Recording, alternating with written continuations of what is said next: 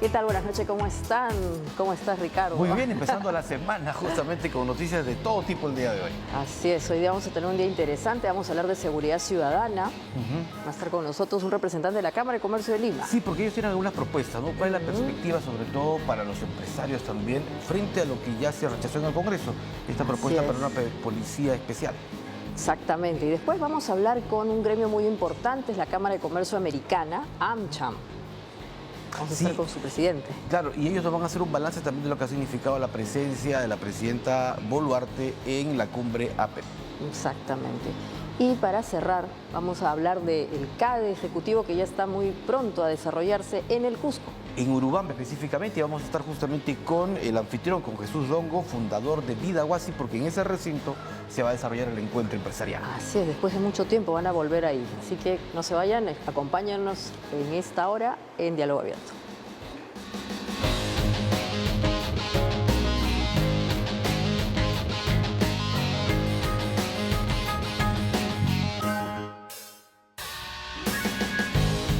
Mi hermano se sabrá defender ante el Ministerio Público sobre esa infamia que anoche le han querido inventar.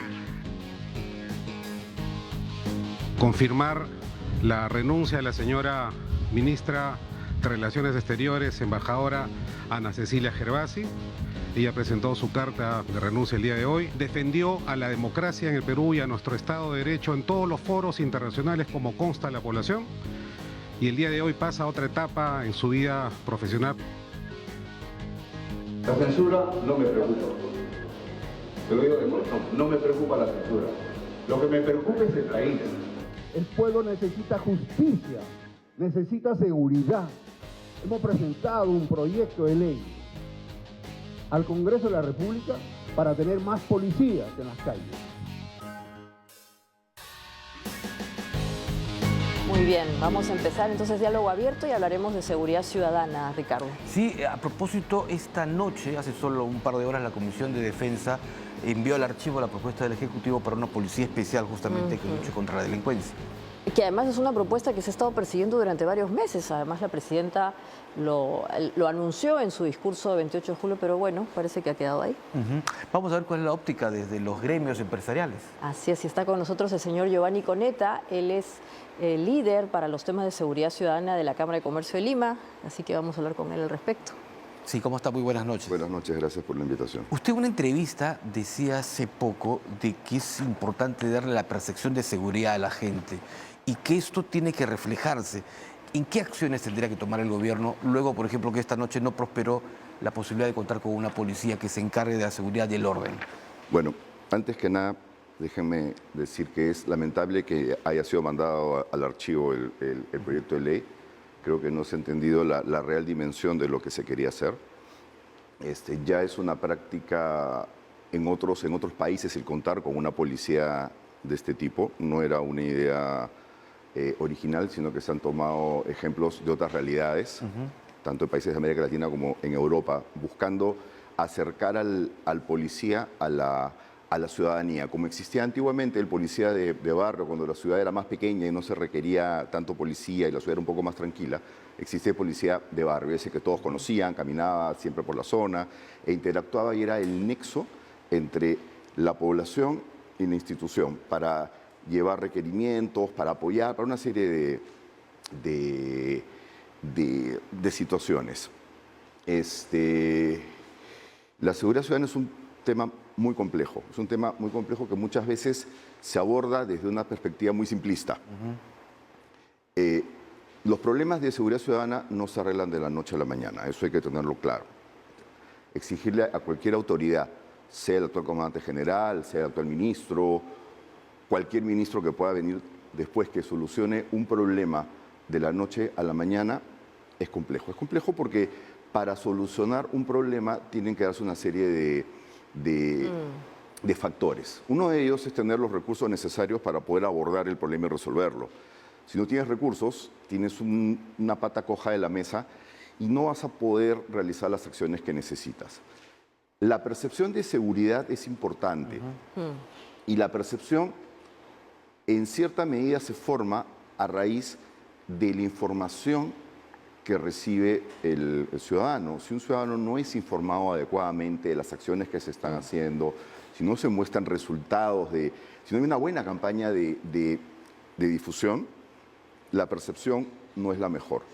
Sumémosle a eso que si tú ves que los delitos aumentan o las tasas de delitos se mantienen, que la gente se queja de los delitos que se cometen, la percepción de inseguridad se incrementa. Ese es un dato importante, señor Coneta, porque en efecto la criminalidad del Perú respecto de otros países de la región no es tan alta, pero en efecto también es cierto que el tipo de criminalidad que estamos teniendo en el Perú es organizada, es internacional. Hay asaltos con muerte y obviamente esto nos lleva a todos a estar en una situación de zozobra. Dado que ya no va a existir esta policía especial, dicho sea paso, algunos decían que era una precarización de la policía y esos habrían sido uno de los argumentos que no habrían dado lugar a lo otro. Concretamente, ¿qué está planteando la Cámara de Comercio en este tema? Bueno, nosotros tenemos una serie de propuestas. Hemos desarrollado a través de la Comisión de Seguridad Ciudadana una serie de propuestas que son el resultado de más de un año de trabajo, ¿no? Las propuestas inicialmente iban a ser un informe que se iba a presentar y al final se terminó convirtiendo en un libro que está en impresión en este momento porque salieron más de 140 páginas con una serie de análisis y propuestas de diferentes tipos.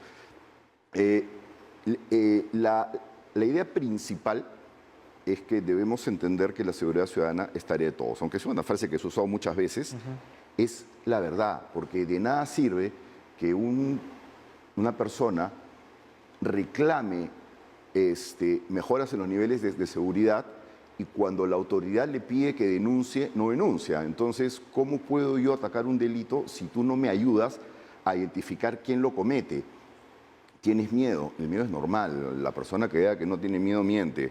Sencillamente hay que saber cómo enfrentarlo, pero debe sentir también la persona que confiando en la autoridad su identidad es reservada. Esta poca colaboración de la gente en denunciar, en dar a conocer justamente un hecho delictivo, ¿este primer, digamos, tema adverso que se tiene para luchar contra la inseguridad?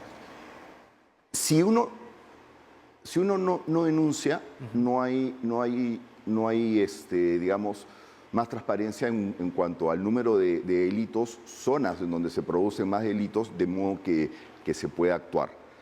La información es clave y gestionar la información es clave, pero tampoco puedes gestionar si no tienes tecnología. Y uno de los problemas que tiene la policía es que carecen de tecnología, porque no hay recursos. Bueno, es un problema bastante complejo en realidad, que no se resuelve solo con dinero, ¿no? Por ejemplo, no hay una interrelación en temas de comunicaciones entre los municipios y la policía. Debería haber el tema de las cámaras integradas, no hay interconexión. Cada distrito tiene una idea distinta de cómo debe manejar la seguridad ciudadana o qué deben hacer los serenos. Eso también genera un problema. Hay celo entre las autoridades de seguridad ciudadana de los distritos hacia la policía. Entonces, a veces no colaboran, las zonas de patrullaje las tienen diferenciadas, no son las mismas, la policía tiene un esquema, el municipio tiene otro, y orgánicamente deberían estar alineados todos con la forma de trabajar de la policía, de modo que se trabaje de forma articulada en los distritos, pero eso no sucede en todos los distritos, ¿no? Entonces, es un tema muy, muy complejo. Tenemos además que este es un país en donde la informalidad es muy alta. Antes de la pandemia estimábamos que un 70% de la economía era informal y un 30% formal. Después el número ha cambiado y ahora es un 80% de la economía informal y un 20% de la economía formal. Entonces es mucho más sencillo para delincuentes o bandas organizadas captar a jóvenes, especialmente menores de edad, y llevarlos hacia un mundo de delincuencia para que puedan obtener recursos. Pero también es cierto que los modelos criminales se exportan y las bandas se han comenzado a internacionalizar. Entonces, los problemas que tenemos hoy aquí son similares a los que tiene Ecuador, los que tiene Colombia, los que hay en Chile, más o menos con las mismas bandas organizadas. Sí, señor Coneta. Y Ricardo, uno de los temas donde más se incide cuando se hace este tipo de análisis, el otro día ha estado en otro canal, George Forsyth, que es exalcalde de La Victoria, en fin, todos los expertos hablan de la necesidad de reforzar la parte de inteligencia en la Policía Nacional, por lo que usted ha indicado. No hay información, las denuncias que se tienen no están actualizadas, hay un problema de traslape en las comisarías. Al respecto, la Cámara de Comercio, ¿qué plantea? Nosotros lo que planteamos es que tiene que haber una modificación en cuanto a la propia estructura del Sistema Nacional de Inteligencia. ¿Por qué? Porque desde hace algunos años las grandes inversiones en materia de inteligencia, sin importar cuál sea la organización que las use, Marina, Fuerza Aérea, Ejército, Policía o Ministerio del Interior, tiene que pasar por el Sistema Nacional de Inteligencia. Y las compras las hace el Sistema Nacional de Inteligencia. Entonces, los propios usuarios no tienen la capacidad discrecional para poder adquirir lo que necesitan. Les reducen los presupuestos. Y también es cierto que el gobierno anterior, el gobierno de Pedro Castillo, tenía un objetivo claro que era no invertir en inteligencia porque necesitaba justamente que no hicieran su trabajo. Entonces, hay muchos años en los cuales no se ha invertido en inteligencia como para poder obtener información sobre la que se pueda gestionar. La policía lo hace con labores de campo, han sacado un dispositivo hace poco, una aplicación para que puedas hacer las denuncias de forma remota y poder obtener más información de la incidencia de delitos y zonas de incidencia de delitos para poder actuar. Pero es una labor en la que todos debemos participar, ¿no? Nosotros, los ciudadanos de a pie, apoyando y tratando en lo posible de no exponernos a ser una víctima de un delito. Eso también reduce la incidencia de delitos. Hablábamos hace algún tiempo sobre, por ejemplo, cómo se expone la gente cuando camina por la calle con el teléfono celular en la mano. Caminas absorto mirando la pantalla sin prestar atención a lo que tienes alrededor. Entonces tú eres el primero que se convierte en una víctima al darle las facilidades al delincuente para que te robe el teléfono. Las víctimas desde el ciudadano de a pie hasta, digamos, el bodeguero, el empresario. Que los extorsionan. Hace poco veíamos, por ejemplo, centros comerciales que eran asaltados por tercera, cuarta vez, en menos de un año. ¿Cuánto le cuesta a los empresarios desde la perspectiva del informe que ustedes han preparado justamente de la seguridad? Mucho. Les cuesta mucho porque estamos hablando del impacto que tienen las pequeñas y medianas empresas. Las grandes empresas ya tenían una inversión hecha en seguridad, por lo tanto, cualquier incremento que puedan tener en el costo es marginal comparado con lo que tenían antes. Pero estamos hablando de pequeños empresarios que tienen que comenzar a invertir en seguridad perimetral que no tenían antes, poner rejas, poner cámaras, tomar pólizas de seguro, contratar vigilantes, gastos que afectan su flujo de caja, que ya viene golpeado después de unos años de pandemia, más una economía que está en recesión, donde uno deja de gastar en cosas que no necesita porque no sabe qué va a pasar mañana y vas a necesitar ahorrar el dinero. Entonces tienes que destinar un dinero ya escaso a un rubro que quizás en términos monetarios no sea tan alto si uno lo compara con otras realidades, pero cuando lo mides en términos porcentuales frente a tu flujo de caja, es un incremento enorme de dinero el que se te va en actividades que no tenías contempladas antes, que no necesariamente deberías tenerlas contempladas, pero tienes que tenerlas contempladas hoy por tu propia seguridad. Importante. Bueno, entonces estas propuestas van a hacerse llegar al gobierno, ¿ya las están socializando? Sí, o sea, a ver, hay dos tipos de propuestas. Hay algunos ejes macro que la Cámara de Comercio está socializando a nivel nacional. Se están haciendo viajes a las diferentes regiones y se está interactuando con todos los actores, estudiantes universitarios, empresarios, y se presentan las propuestas macro, no solo en seguridad ciudadana, sino en diferentes aspectos que tiene la Cámara, pero son muy puntuales.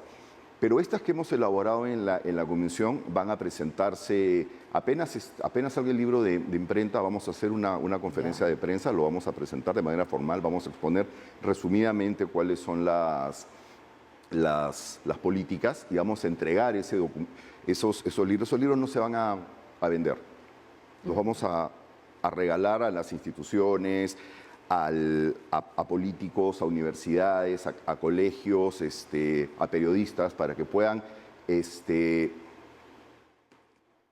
entender la óptica de los empresarios, cómo perseguimos nosotros qué medidas deben de tomarse o qué políticas deben implementarse, que generalmente son políticas de mediano y largo plazo, porque no es un problema que se arreglen a corto plazo. Pero si no comienzas a arreglarlo desde hoy, mañana vamos a seguir con el mismo problema. ¿Ese trabajo es fruto de encuestas? ¿De qué manera se ha desarrollado? Ese trabajo es fruto de la comisión. La comisión tiene integrantes con diferentes perfiles.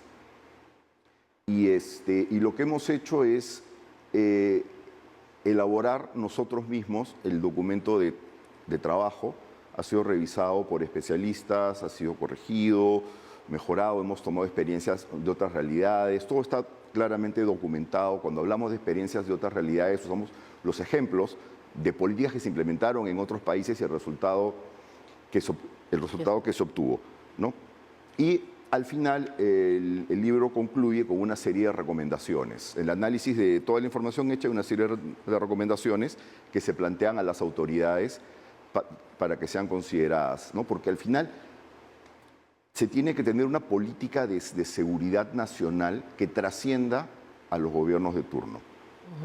Por eso es que se necesita que el Consejo Nacional de Seguridad se reúna de manera permanente y no cada vez que aparece la presión mediática para que se reúna, sino que se define una política de Estado que sea constante en el tiempo, porque si cada 2 o 3 años vamos a cambiar la política, obviamente puede cambiar en función de las amenazas que se presenten, pero tiene que haber un lineamiento básico que debe de seguirse a lo largo del tiempo para que tenga resultados. Exactamente, y para cerrar, ese lineamiento básico que usted plantea va a tener un seguimiento desde la Cámara. A veces se hablan de observatorios, por ejemplo, ¿algún instrumento en donde la Cámara se comprometa en el largo plazo? Sí, justamente has tocado un tema muy interesante y es algo que estamos armando en la Comisión de Seguridad, que es un observatorio, y poder generar información sobre la que se pueda actuar y compartir esa información con las autoridades, ¿no? Vamos a hacer una encuesta de victimización dentro de las empresas. La Cámara tiene 14.000 asociados, o sea, hay un universo bastante amplio para poder obtener información, pero estamos coordinando con la policía y con el ministerio qué aspectos son relevantes para el monitoreo de forma permanente y que se convierta en un observatorio que genere información que pueda ser que se consulte en todo momento sin ningún problema. Estaremos atentos entonces al informe que entreguen. Van a estar invitados de todas maneras, no se preocupen. Muchísimas gracias. No tienen por qué. Muy amable, Gracias a ustedes. Giovanni Coneta, presidente de la Comisión de Seguridad Ciudadana de la Cámara de Comercio de Lima. Muchas gracias. Así es, muchas gracias. Y nos vamos al pasado, Ricardo. Vamos a ver una imagen del año 30. A ver. Uy, este es uno de los edificios de la Plaza San Martín. Edificio Yacolete, el primer edificio en la Plaza San Martín. Y que me parece es el que se incendió hace algunos meses. Qué lástima. Sí, claro. Qué bonito, en verdad. De verdad que son postales muy europeas, ¿no? De una Lima claro, bastante. ya nuestra. De una Lima de hace casi un siglo. Así es.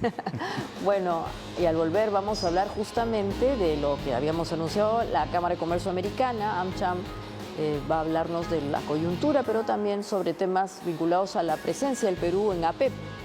¿Qué ha implicado eso para el país y su reactivación económica? ¿Y qué propuestas tienen también para lograr la reactivación de la economía peruana? Exactamente, así que no se vayan, ya volvemos con eso.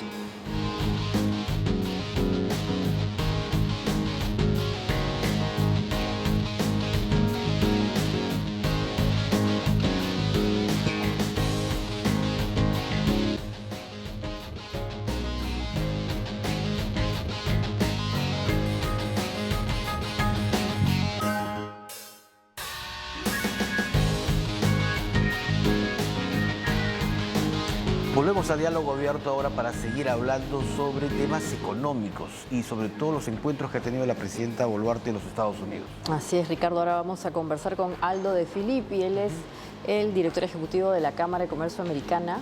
Muy buenas noches, gracias por estar con nosotros. Buenas noches, Maite, Ricardo, ¿qué tal? ¿Aló? Sí, claro que sí, lo estamos escuchando. Buenas noches. Bueno, ¿qué tal? Buenas noches. Buenas noches. Queríamos tener a través de usted un mayor acercamiento a la relevancia de las reuniones que se han producido la semana pasada en el marco de APEP. Así es. Efectivamente, la semana pasada, como ustedes saben, se llevó a cabo la reunión de APEP, la Alianza para las Américas para la Prosperidad Económica, por sus siglas en inglés, que busca promover la cooperación económica en la región a fin de acelerar el crecimiento, reducir la pobreza y la desigualdad y mejorar la competitividad de las Américas. Esta iniciativa de APEP fue una propuesta del presidente Biden que incluye a los presidentes de los países democráticos de América Latina, incluyendo a Barbados, Canadá, Chile, Colombia, Costa Rica, Ecuador, Estados Unidos, México, Panamá, Perú, República Dominicana y Uruguay. Y esto se inició en junio del 2022, donde el presidente Biden anunció la Alianza para las Américas, para la Prosperidad Económica, en la Cumbre de las Américas en Los Ángeles, en California. Y en esta ocasión, el presidente Biden e Ilan Goldfein, que es el presidente del BID, se han reunido con los presidentes asistentes a esta cumbre, entre los que se encontraba la presidente Boluarte.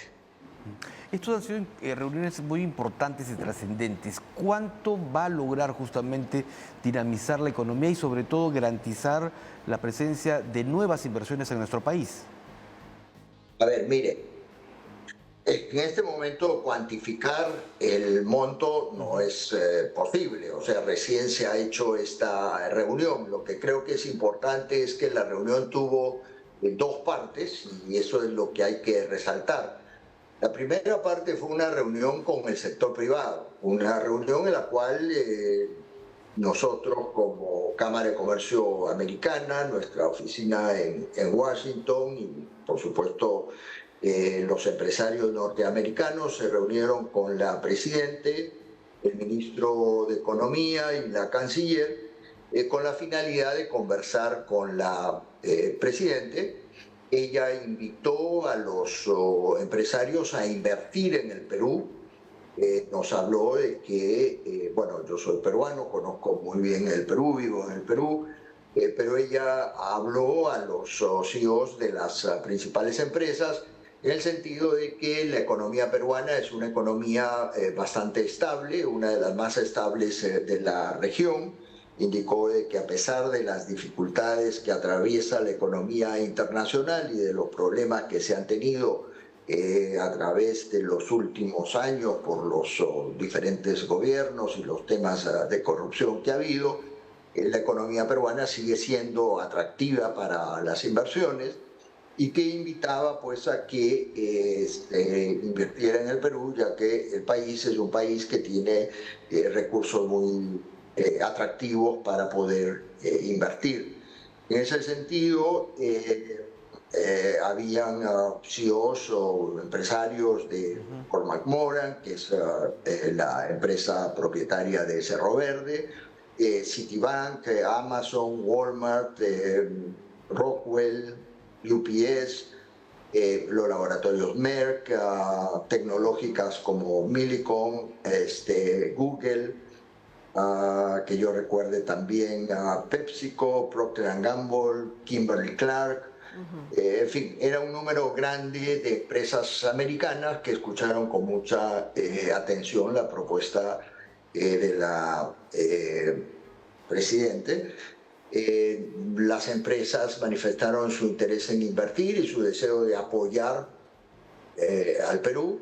Pero por supuesto que lo que se requiere es que se genere confianza, que haya transparencia, que haya un clima de inversión, que se propone seguridad a las inversiones y que pues, evidentemente les preocupaba que en el pasado algunos gobiernos no han brindado estas características, pero que mantienen este interés en seguir invirtiendo en el país. La segunda parte de la reunión fue la reunión de los líderes de los países que he mencionado en el Banco Interamericano de Inversiones. En ese sentido, la presidenta Boluarte participó en un panel con el presidente Lasso, de Ecuador, el presidente Boric de Chile, el senador Chris Dodd de Estados Unidos, en representación del presidente Biden, y el presidente del BID, que fue el moderador del panel. El panel, la verdad, fue bastante interesante. La presidenta Boluarte, a mi juicio, estuvo bastante bien, invitando nuevamente a un grupo mucho mayor de inversionistas o de empresarios para que inviertan en el país. Y luego ya el siguiente día fueron las reuniones solo de los líderes o de los presidentes con el presidente Biden, donde el presidente Biden y todos los presidentes se pusieron de acuerdo en el programa y en las condiciones en las cuales se va a gestionar este apoyo financiero para las inversiones en infraestructura, en energía limpia, en fin, en los diferentes aspectos en los cuales se requiere invertir en la región. El BID va a actuar como una especie de, llamémosle, de secretaría técnica para canalizar los recursos y administrar este proceso en nuestros países, o mejor dicho, en los países miembros de la PEP. Creo que este evento ha sido sumamente importante. Como dijo el presidente del BID, hace muchos años en que no había una reunión de tantos presidentes juntos. Creo que era muy significativo, primero, que se ha invitado al Perú como país democrático a una reunión de esta naturaleza. Segundo, que la Presidenta haya acudido a este evento. Tercero, yo diría de que la Presidenta haya invitado a los empresarios a invertir.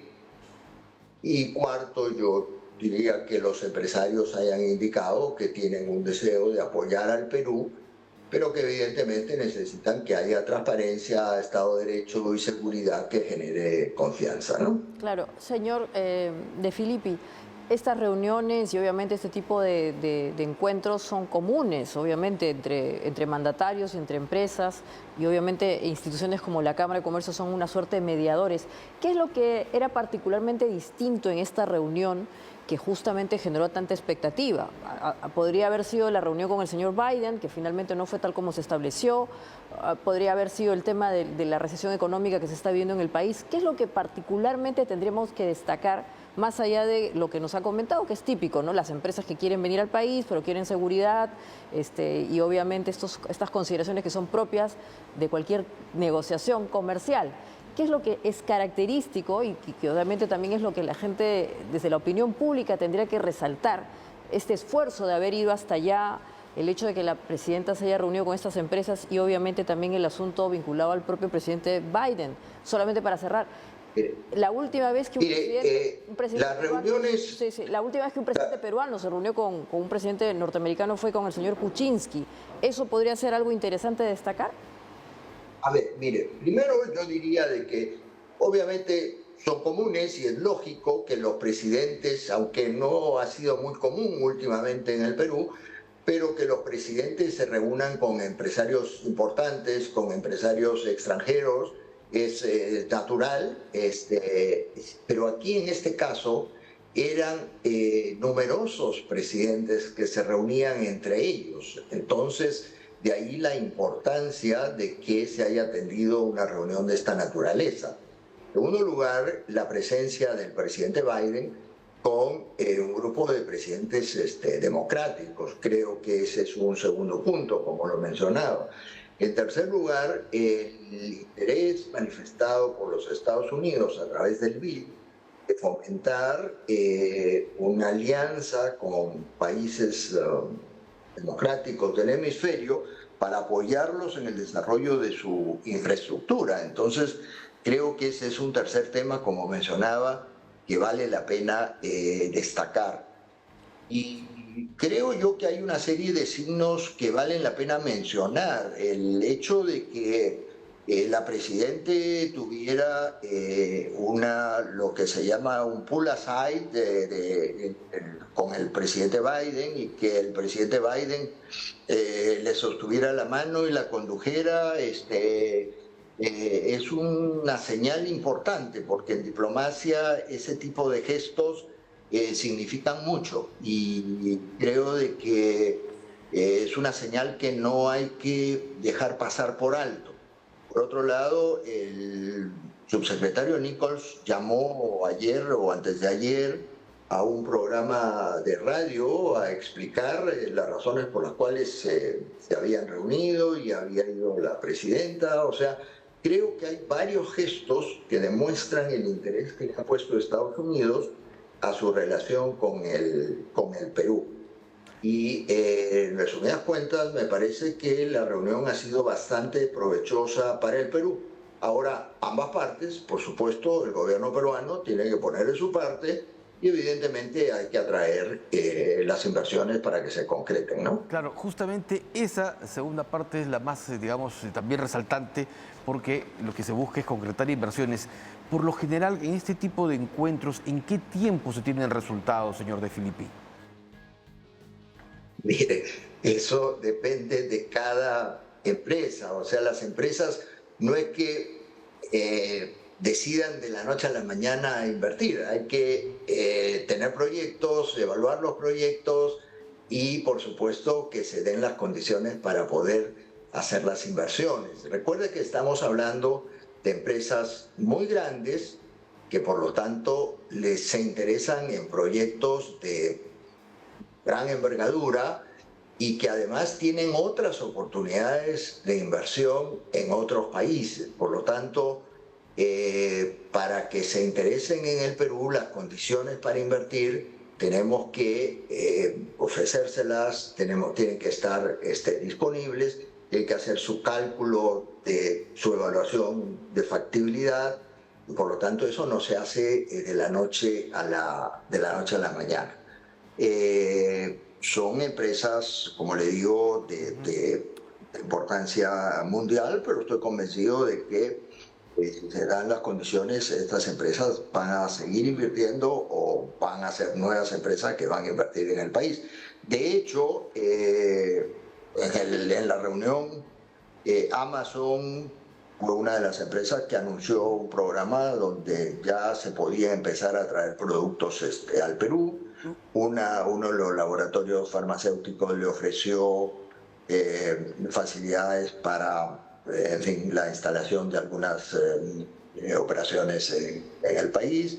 En fin, creo de que se pueden ver en función de la naturaleza de la empresa resultados a mayor o menor plazo. Algo muy chiquito y concreto, el impacto político de hoy, tanto en Lima como en Washington, es decir, las renuncias de la canciller y del embajador del Perú en los Estados Unidos, ¿qué lectura darían o tendrían los empresarios desde fuera?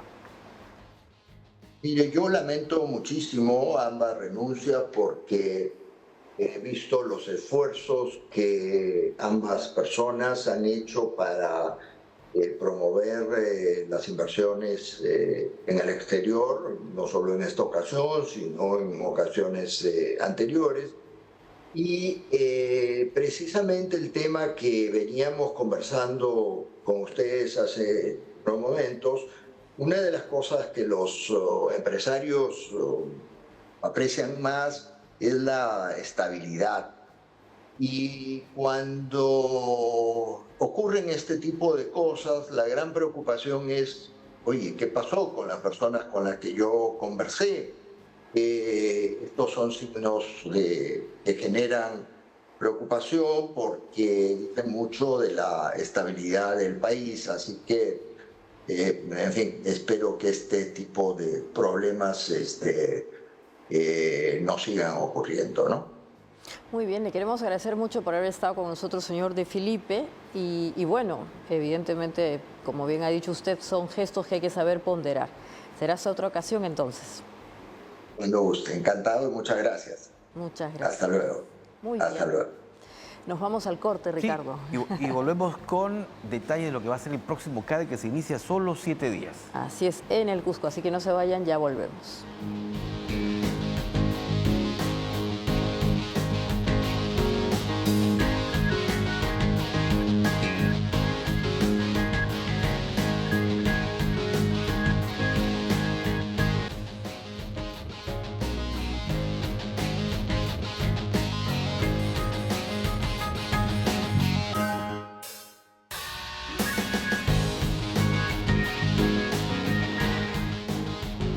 Bueno, estamos de vuelta. Sí, para hablar del CADE, esta nueva edición de la llamada Conferencia Anual de Ejecutivos, que tiene como sede el Cusco. Así es. Y vamos a conversar con el señor Jesús Dongo, él es presidente y fundador de Vidahuasi, que es el recinto donde se va a desarrollar el evento. Y que sin duda va a reunir ahí a los más importantes empresarios y además políticos. Está invitada la propia presidenta de la República. Así es. Bueno, eso es lo que suele pasar en el CADE, ¿no? Así que vamos a hablar con el señor Jesús Dongo. Buenas noches. Muy buenas noches. Un placer estar con ustedes. Muchas gracias. Bueno, el CADE va a ser en un escenario no solo político y económico especial, sino también en un escenario natural realmente espectacular en la zona de Urubamba. Efectivamente, CADE Ejecutivos 2023 sale de Paracas y en una versión descentralizada generó un concurso nacional y la sede la logró nuestra organización Vidahuasi Perú. Nos encontramos en el Valle Sagrado de los Incas, en el Urubamba, y desde aquí como organización social, sin fines de lucro, luchando todos los días por la descentralización de la salud en nuestra ciudadela de salud infantil. Tendremos el honor de recibir a CADE Ejecutivos y al amor y respaldo de los empresarios del Perú.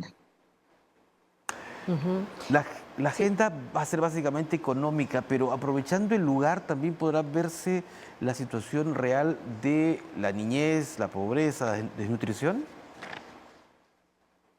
Efectivamente, la propuesta de generar una alianza social, CADE Ejecutivo con Vidahuasi Perú, es justamente para lograr una versión de CADE en una extraordinaria presentación de reconciliación, de integración, de inclusión de los empresarios de las regiones y de todo el sistema productivo del país.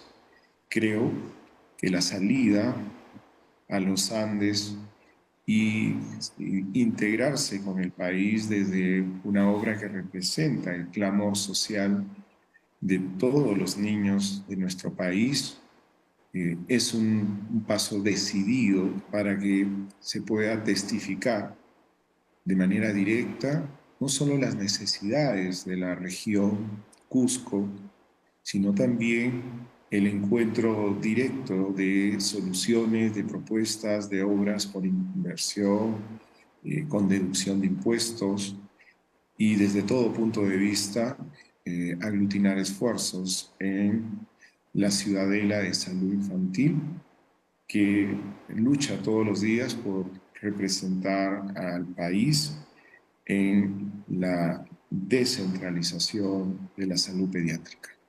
Así es, señor Dongo, y en efecto es un contexto complicado. Usted ha hablado del tema de la confianza. Los empresarios seguramente están demandando mayor confianza, pero además el hecho de que se haga en un recinto que está vinculado con la infancia supondrá que también los empresarios hablarán de la niñez, de la infancia. La educación se ha golpeado tremendamente en los últimos tiempos desde la pandemia, pero además estamos viendo una serie de situaciones que comprometen la dignidad de nuestros niños. Hay problemas de violación, trata de niños, todos estos temas que a veces no son tan importantes, ¿serán tratados en este CADE? ¿Ustedes los van a proponer? Bueno, ya está determinado un programa que aborda no solo temas de economía y de impacto en el sistema productivo, sino también temas muy potentes en educación, en sostenibilidad, en responsabilidad social. Una temática que va a inspirar al país, a los empresarios, para generar una propuesta de bienestar, de crecimiento y valor compartido, ¿no? Eso está muy de moda y creo que la mejor manera de poder presentar al país una propuesta que integre a todos, que todos podamos sentir la importancia, el valor reconocido por todos los entendidos de lo que representa cada ejecutivo, poder asimilarse en una versión cercana, acogedora a los pueblos altoandinos. Y qué mejor recinto que el Valle Sagrado de los Incas, ¿no? El Cusco, que tiene una de las maravillas del mundo, orgullo del Perú. El Valle Sagrado ha sido declarado primer destino ecoturístico del mundo hace unos cortos años atrás. Y la propuesta de la Ciudadela de Salud en una versión única en Latinoamérica, yo creo que vamos a poner la valla muy alta en un encuentro, en una alianza, no solo entre CADE Ejecutivos y Vidahuasi Perú, sino también en lo que representa la integración, la versión cohesionada de nuestro país para inspirar crecimiento, para inspirar desde todo punto de vista una integración que haga que el sistema productivo, las empresas, promuevan el crecimiento de nuestro país. Es aliviar esa esperanza que muchos tenemos en que es labor del Estado preocuparse por las necesidades y que todos podamos testificar lo que significa trabajar hombro a hombro. Sin duda. Además también, como usted lo decía, la mirada turística que se va a tener o ecoturística sobre la zona, que va seguramente a ser un tema de mucha trascendencia para las inversiones que puedan también seguir llegando a esa zona del Cusco. Desde todo punto de vista, porque trae bienestar a todos, activa una cadena productiva y pone muy en alto al Cusco y al Valle Sagrado de los Incas como una zona elegible para turismo de gran aforo, que es un clamor del país poder tener paz, integración y que el mundo visite el Perú. Y qué mejor lugar tan acogedor como el Cusco. Desde todo punto de vista, se lleva, y permítame por favor hacer hincapié en un aspecto de medular importancia. Muy pocos conocen la situación de la salud infantil. Podemos tener una idea general, pero muy pocos conocen que el 90% de la pediatría especializada se da solo en Lima.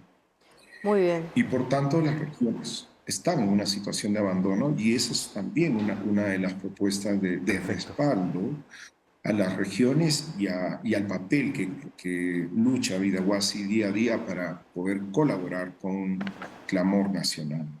Bien, muchísimas gracias, don Jesús Longo, presidente y fundador de Vidahuasi, por este contacto. Seguramente tendremos más enlaces en cualquier momento. Así es, y éxitos en el CADE. A ustedes. Muchísimas gracias. Bueno, nos vamos al corte, el último, así que no se vayan, es Diálogo Abierto.